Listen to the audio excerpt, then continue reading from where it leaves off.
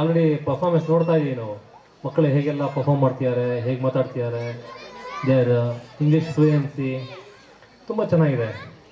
So actually ನಾವು ಆಫೀಸಲ್ಲಿ work ಮಾಡೋದ್ರಿಂದ ನಮಗೆ ಸ್ಟೇಜಲ್ಲಿ ಮಾತಾಡೋಷ್ಟು ಅಭ್ಯಾಸ ಇಲ್ಲ. ಸೊ ನಮ್ಮ ಪಾರ್ಟ್ ಆಫ್ ವರ್ಕ್ ನಾಳೆ ಮಾತಾಡೋದಿರುತ್ತೆ ನಿಮ್ಮ ಹತ್ರ. ಸೊ ಏನು ಇಲ್ಲಿ ಸ್ಕೂಲಲ್ಲಿ ಟೀಚ್ ಮಾಡ್ತಾರೆ, ಅವ್ರ ಪಾರ್ಟ್ ಆಫ್ ವರ್ಕ್ ಏನು ಮಾಡ್ತಾರೆ. ಸೊ ಇದರಿಂದನೇ ಮಕ್ಕಳು 100% ಗೇನ್ ಆಗ್ತಾರೆ. ಸೊ ಒಂದು ಸಕ್ಸಸ್ ಸಿಕ್ಬಿಡುತ್ತೆ, ಒಂದು ಒಳ್ಳೆ ಪೊಸಿಷನ್ಗೆ ಹೋಗ್ಬಿಡ್ತಾರೆ ಅಂತ ಎಕ್ಸ್ಪೆಕ್ಟ್ ಮಾಡೋಕ್ಕಾಗಲ್ಲ. ಸೊ ಸ್ಕೂಲಲ್ಲಿ ಅವ್ರ ಪಾರ್ಟ್ ಆಫ್ ವರ್ಕ್ ಏನು ಮಾಡಬೇಕು, ಅವ್ರು ಮ್ಯಾಕ್ಸಿಮಮ್ ಎಫರ್ಟ್ ಹಾಕಿ ಅವ್ರು ಪಾಠ ಮಾಡೋದು, ಆ್ಯಕ್ಟಿವಿಟೀಸ್ ಮಾಡೋದು, ಎವ್ರಿಥಿಂಗ್ ದೇ ವಿಲ್ ಡು. ಅವರು ಶ್ರಮಕ್ಕೆ ತಕ್ಕಂಗೆ ಏನು ಬೇಕೋ ಅವರೆಲ್ಲ ಮಾಡ್ತಾರೆ. ಸೊ ಮನೆಯಲ್ಲಿ ಕಂಪಲ್ಸರಿ ಅದು ಏನಿದೆ ಫಾಲೋ ಅಪ್ಸ್ ಇರ್ಬೋದು, ಹೋಮ್ವರ್ಕ್ಸ್ ಮಾಡಿಸೋದಿರ್ಬೋದು, ಅವತ್ತಿನ ದಿವಸ ಏನು ನೀಟ್ ವರ್ಕು ಹೋಮ್ವರ್ಕ್ ಕೊಟ್ಟಿರ್ತಾರೆ ಅದನ್ನೆಲ್ಲ ಫಾಲೋ ಅಪ್ ಮಾಡೋದಿರ್ಬೋದು.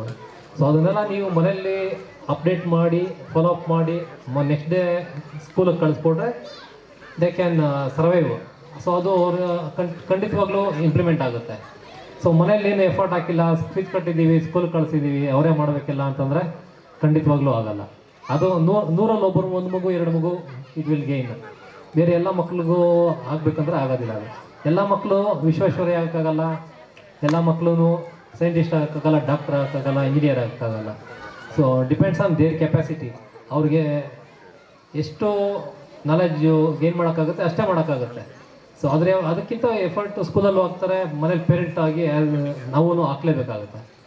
ಸೊ ಈ ಒಂದು ಉತ್ತಮ ವಾರ್ಷಿಕೋತ್ಸವ ಎಲ್ಲ ಎಂಜಾಯ್ ಮಾಡಿ.